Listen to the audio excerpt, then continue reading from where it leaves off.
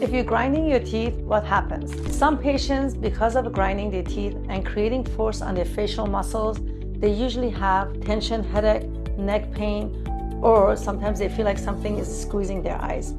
2 is that some patients, when they grind their teeth, they get TMJ pain, jaw joint pain, clicking and popping. 3 is that when you're grinding your teeth start wearing down. Some patients, they break their teeth. They crack the tooth to the point that they lose their teeth. The other one that happens when you're putting excessive force of grinding on your teeth, bone around your teeth resorbs, recede.